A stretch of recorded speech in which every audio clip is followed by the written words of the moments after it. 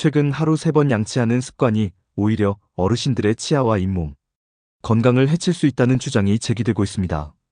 많은 분들이 그럴 리 없다고 생각하시겠지만 나이가 들수록 구강이 약해져서 과도하거나 잘못된 양치 방법이 오히려 치아 손상을 가속화하고 전반적인 건강에도 악영향을 미칠 수 있다고 합니다. 오늘은 65세 이상 시니어분들이 꼭 알고 계셔야 할 양치 관련 충격적인 사실들을 전해드리겠습니다. 자칫 잘못된 구강관리 습관 때문에 오래 지켜온 치아가 상하고 더 나아가 전신 건강에도 해가 될 수 있으니 끝까지 시청하시어 내 치아를 보다 안전하게 지키는 방법을 알아보세요.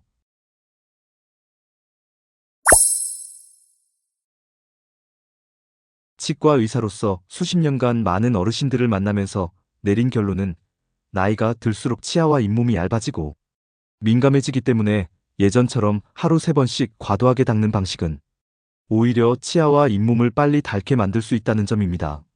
한 예로 어느 80대 어르신은 가족들에게 양치 열심히 해라라고 늘 조언했을 만큼 치아 관리를 철저히 했다고 합니다. 그러나 나중에 치과를 찾았을 땐 치아 뿌리가 노출되고 잇몸이 많이 내려앉아 고생하고 계셨습니다. 이분은 꼼꼼한 양치가 문제였다는 사실에 적잖이 충격을 받았죠. 사실 중장년층 이후로는 잇몸이 자연스럽게 약해지고 치아를 보호하는 범랑질도 얇아지는데 이 상태에서 하루 3번씩 오래 강하게 닦으면 마모가 급격히 진행됩니다. 그렇다고 양치를 적게 하거나 대충 하라는 의미는 절대 아닙니다. 관건은 얼마나 자주 어떤 방법으로 닦느냐입니다. 잇몸이 약한 어르신들에게는 모가 매우 부드러운 초극세모 칫솔이 권장됩니다.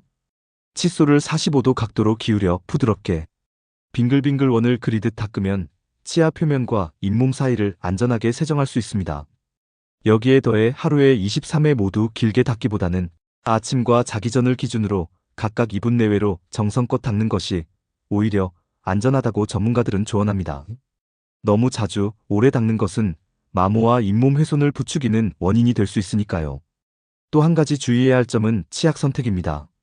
치석 제거나 강력 미백 등 문구가 강조된 치약은 연마제 함유량이 높은 경우가 많습니다. 65세 이상 어르신들의 치아는 젊었을 때보다 훨씬 보호층이 얇아져 있기 때문에 연마제가 강한 치약을 쓰면 치아 표면과 잇몸이 더 쉽게 상처 입습니다. 시린이 증상이 악화되기도 하고 치아와 잇몸이 만나는 부위가 파이는 것이 생길 확률도 높아집니다. 따라서 치과 전용 민감성 치아용 치약이 추천됩니다.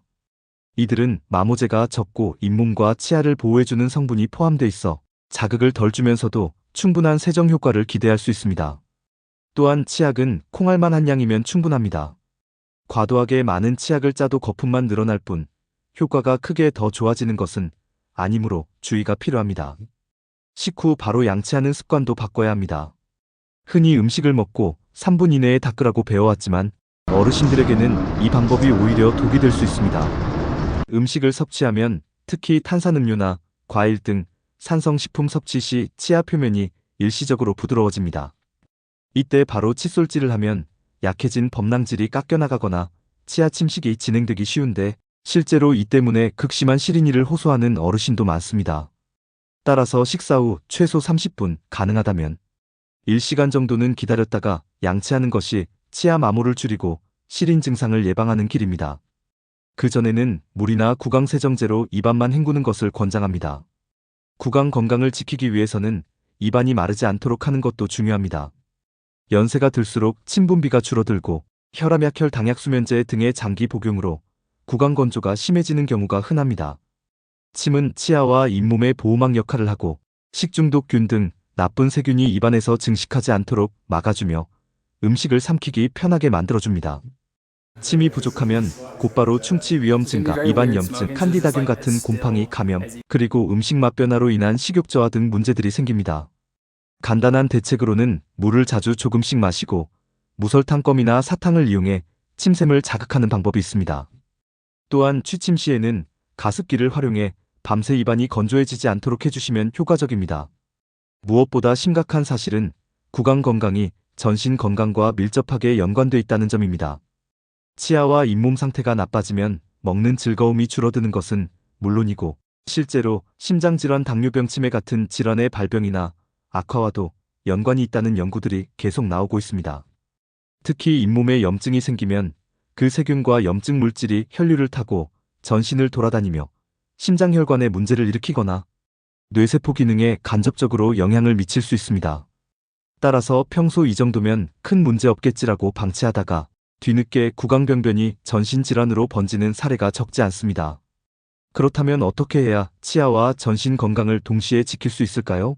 첫째, 아침 기상 후와 자기 전 이외에 집중하여 부드러운 칫솔과 점화모성 치약으로 2분 정도씩 꼼꼼히 닦아줍니다. 둘째, 식후 바로 닦기보다는 30분이나 1시간 뒤에 하시는 게 바람직합니다.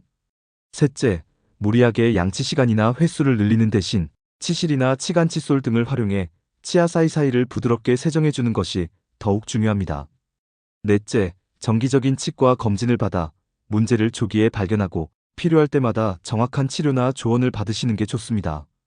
마지막으로 물을 자주 마시고 구강 건조를 예방하는 작은 습관을 꾸준히 실천해보세요. 이제는 양치질을 3번, 길게, 힘줘한다가 절대적인 진리가 아니라는 것을 인식할 필요가 있습니다.